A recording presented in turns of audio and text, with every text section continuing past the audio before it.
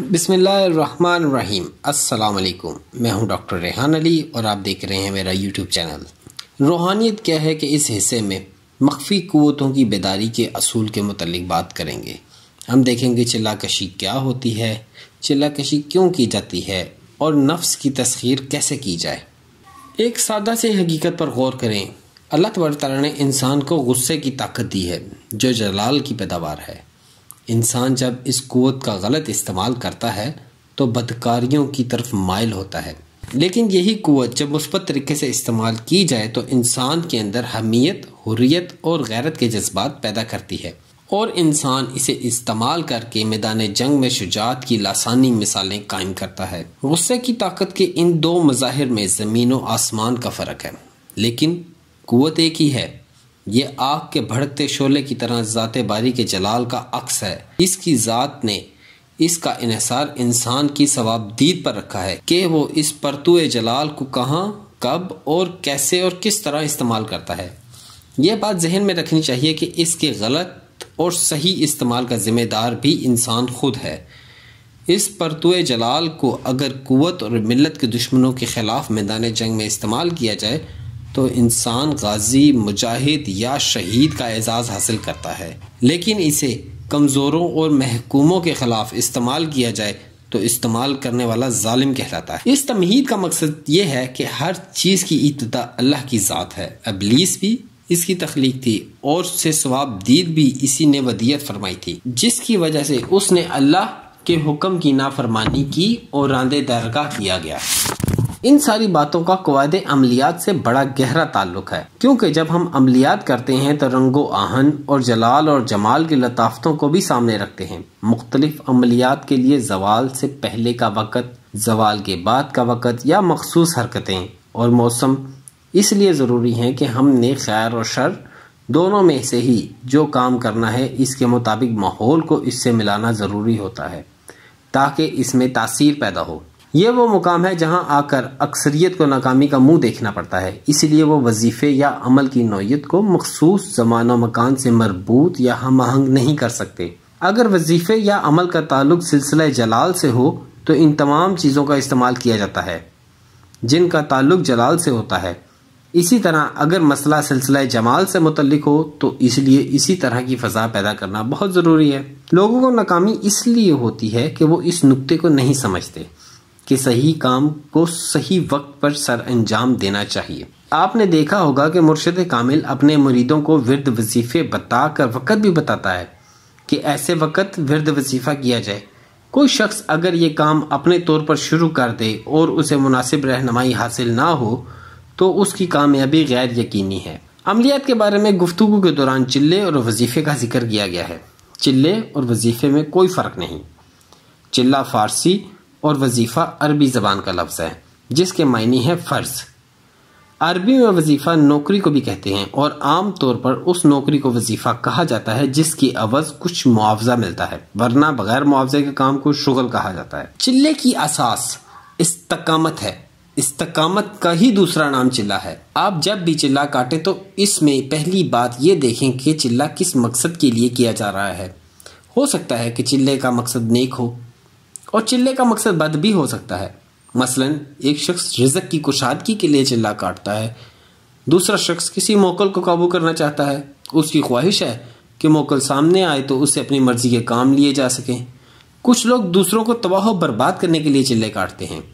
ایک شخص اپنی ذاتی ترقی کے لیے، قدر و منزلت کے لیے چلے کاٹتا ہے، دوسرا شخص کسی عورت کو حاصل کرنے کے لیے چلہ کرتا ہے۔ یہ سب انسان کی خواہشات ہیں جن کو پورا کرنے کے لیے وہ چلہ کاٹتا ہے۔ اب سوال یہ ہے کہ کس چلے کو کس وقت اور موسم میں کرنا چاہیے۔ سیدھی سی بات ہے، جو چلہ نیک مقصد کے لیے کیا جائے اس کے لیے بہترین وقت قمر زائد النور ہے، یعنی کہ جب چاند نکل رہا ہو۔ یہ اس لیے کہا جاتا ہے کہ چاند کا ہمارے وجود کے ساتھ ایک خاص تعلق ہے، جیسے کہ میں نے اپنی پچھلی ویڈیو میں اس کے اوپر تفصیل سے بات کی ہے۔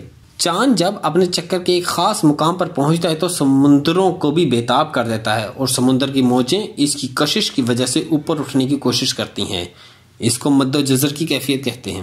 چلے کے لیے وہ اشیاء اکٹھی کرنی پڑتی ہیں اور وہ ماحول تشکیل دینا پڑتا ہے جو چلے کی نوعیت سے مطابقت رکھتا ہو۔ اس میں سب سے اہم چیز مناسب وقت کا انتخاب ہے۔ جو عمل اچھائی کے لیے کیا جاتا ہے اس کے لیے سب سے مناسب وقت تہجد یا طلوع آفتاب کا ہے۔ تہجد کے وقت اس لیے مخصوص کیا جاتا ہے کہ اس وقت ایک نئے دن کا آغاز ہوتا ہے اور پرانا دن ختم ہو رہا ہوتا ہے۔ اس وقت ہر شے سے ایک لطیف اور مسحور کن تھرتھراہٹ جنم لے رہی ہوتی ہے، قوت حیات کے فوارے پھوٹ رہے ہوتے ہیں۔ یہ وقت باد نسیم کا بھی ہے۔ حیرت انگیز بات یہ ہے، دنیا میں کہیں بھی چلے جاؤ، باد نسیم کے تازہ جھونکے تہجد کے وقت ہی ہماری روح کو معطر کرتے ہیں۔ اس ہوا کے روحانی اثرات بھی ہیں۔ اس وقت فضا میں عجیب قسم کی مقناطیسی قوتیں پیدا ہو جاتی ہیں جو سانس لیتے وقت انسان کو محسوس ہوتی ہیں۔ اس وقت انسان نہ صرف اپنے جسم کے ٹرانسمیٹر کی لہروں کو پوری قوت کے ساتھ نشر کرنے پر قادر ہوتا ہے، بلکہ اس نئی قسم کی مقناطیسیت کے زیر اثر وہ فضا میں نشر ہونے والی لافانی لہروں کو وصول بھی کر سکتا ہے۔ تہجد کے وقت کو قبولیت دعا کا وقت بھی کہتے ہیں۔ علامہ اقبال رحمۃ اللہ علیہ نے کہا تھا، کچھ ہاتھ نہیں آتا بے آہ سحر گاہی۔ علامہ اقبال رحمۃ اللہ علیہ روحانی واردات سے اچھی طرح آگاہ تھے۔ وہ جانتے تھے کہ 24 گھنٹوں میں تہجد کا وقت سب سے زیادہ مقناطیسی قوت کا حامل ہوتا ہے، کیونکہ اس وقت تمام اشیاء مردہ ہو کر نئے سرے سے زندگی حاصل کرتی ہیں۔ چنانچہ ایسا ہر عمل جس کا مقصد نیک ہو، اس کے لیے بہترین وقت تہجد کا ہے، یا پھر فجر کی نماز کے بعد کا وقت بھی افضل ہے۔ اس کے ساتھ ساتھ پاک صاف لباس، اچھی خوشبو، صاف ستھرے کپڑے، قمر زید النور یا طلوع آفتاب کو ملا کر ایک ایسی فضا تشکیل پاتی ہے جو نیک مقاصد کے حصول کے لیے بالکل فطری ہے۔ اس وقت سورج بھی بہت طاقتور ہوتا ہے۔ ان چیزوں کی وجہ سے انسان کے اندر مثبت قوتیں بیدار ہو جاتی ہیں۔ کالے علم کا عامل جب کوئی عمل کرتا ہے تو وہ اپنے عمل کے لیے ایسی فضا تشکیل کرتا ہے جو انسان کے اندر کی منفی قوتوں کو بیدار کرتی ہے اور گناہ کو فروغ دیتی ہے۔ مثلا وہ ساری کی ساری فضا میں بھیانک ترتیب دیتا ہے، کمرے میں شراب رکھتا ہے، کالا کپڑا رکھتا ہے، کالے ماش رکھتا ہے، کالی بلی اور کالا بکرا بھی کالے علم کے لیے بہت اہم ہے۔ ایسے عمل کے لیے بہترین وقت زوال آفتاب یا قمر ناقص نور کا ہے، کیونکہ سورج کی شعاعوں میں اتنی طاقت باقی نہیں رہتی اور ناقص نور والے چاند کی کرنیں نفرت کی فضا پیدا کرنے میں معاون ثابت ہوتی ہیں اور منفی اثرات چھوڑتی ہیں۔ ایسے عمل کے لیے عام طور پر ویرانہ تلاش کیا جاتا ہے یا ایسے کمرے پر عمل کیا جاتا ہے جو ویرانے سے مشابہ ہو۔ اس مقصد کے لیے کمرے میں انسانی ہڈیاں رکھی جاتی ہیں، قبرستان کی مٹی رکھی جاتی ہے یا مرگٹ کی راکھ بکھیری جاتی ہے۔ جب بدی کی تمام علامتیں اکٹھی کر دی جائیں تو ایک خاص قسم کی فضا پیدا ہوتی ہے جو عامل کے عمل پر لبیک کہتی ہے۔ کالے جادو کے تمام عمل زوال کے وقت یا اول شب ہوتے ہیں۔ زوال کے وقت سورج کی لہریں کمزور پڑ جاتی ہیں، اول شب تمام اشیاء مردہ ہو رہی ہوتی ہیں، ان کے اندر کی تھر تھراہٹ بھی ختم ہو چکی ہوتی ہے۔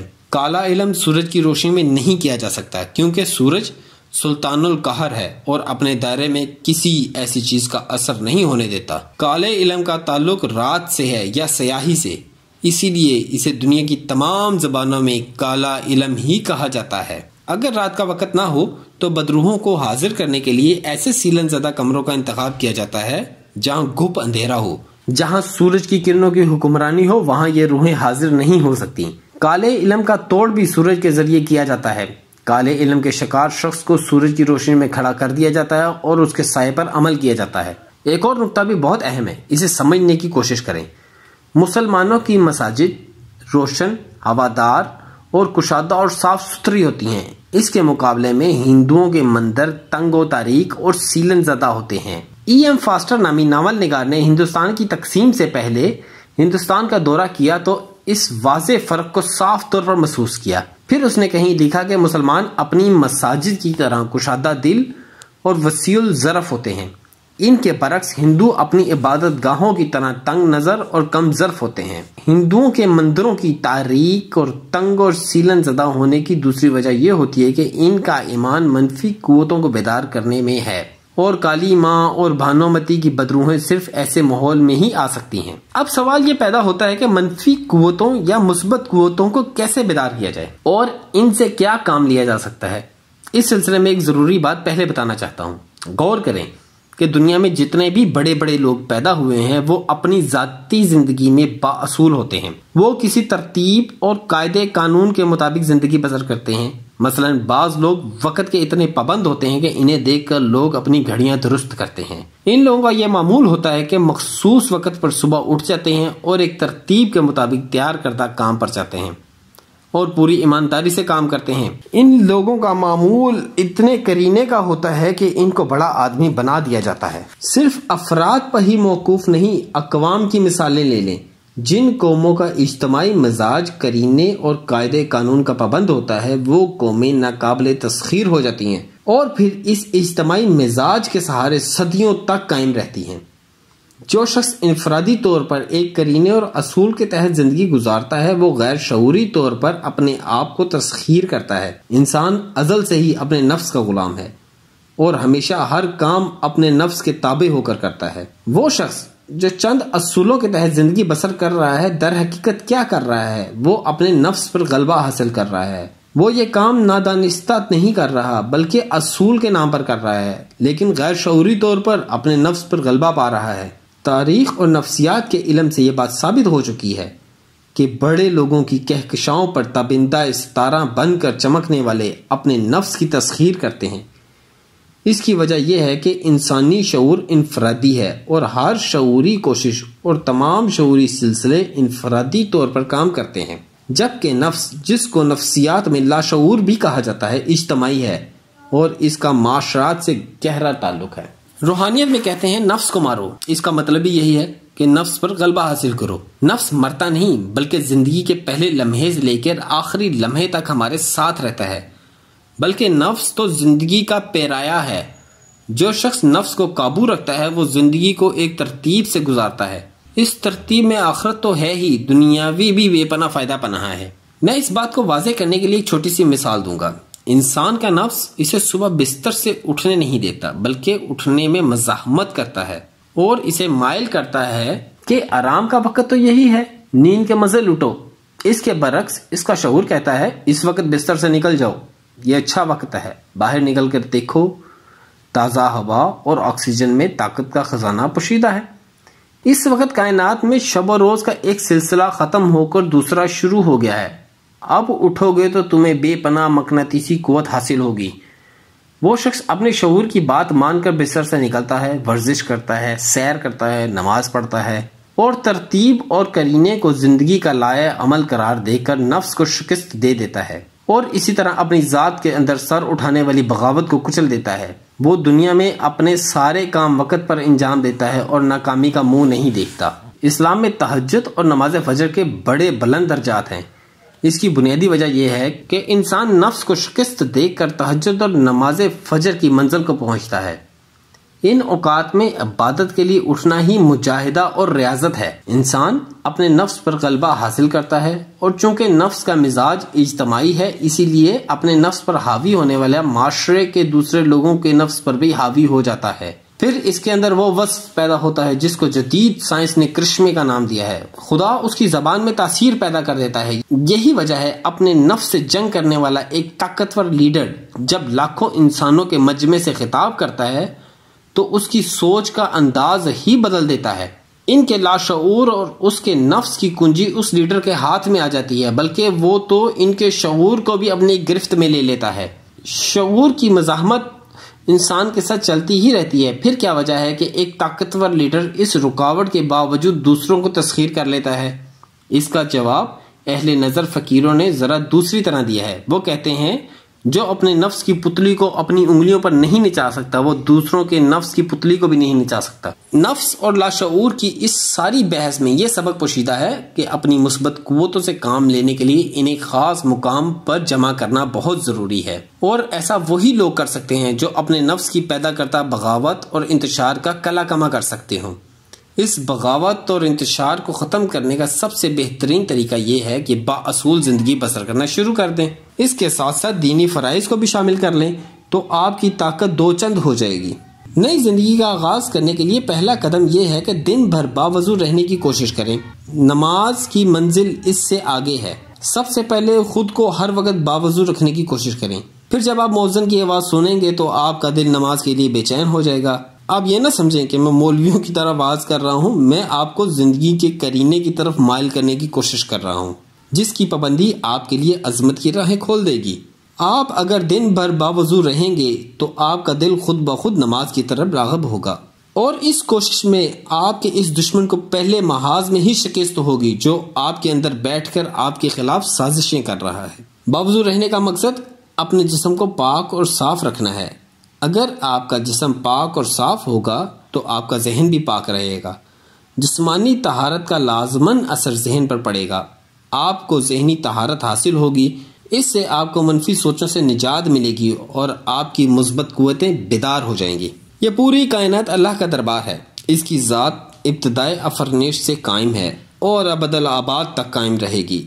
اسے نہ نیند آتی ہے نہ اونگ پکڑتی ہے، یہ کائنات اس کی ذات کے ساتھ زندہ اور قائم ہے۔ بالالفاظ دیگر اس کا دربار ایک مسلسل صورت میں چل رہا ہے۔ سورج، چاند، ستارے اس دربار کے اندر ایک ترتیب کے ساتھ حرکت پذیر ہیں۔ عشاء کے بعد آپ صرف آدھے گھنٹے کے لیے پرسکون ہو کر بیٹھ جائیں اور تصور کریں کہ آپ بھی خالق کائنات کے دربار میں موجود ہیں، اور کائنات کی ہر چیز نہ صرف یہاں حاضر ہے بلکہ ذات باری سے توانائی حاصل کر رہی ہے۔ آپ تصور کریں کہ آپ بھی نہ صرف یہاں حاضر ہیں بلکہ اس ذات سے توانائی حاصل کر رہے ہیں۔ آپ سارا دن باوضو رہیں اور تصور کریں کہ آپ خالق کائنات کے دربار میں حاضر ہیں۔ ان پر عمل کریں اور معجزے دیکھیں۔ دعاؤں میں یاد رکھیں۔ اللہ حافظ۔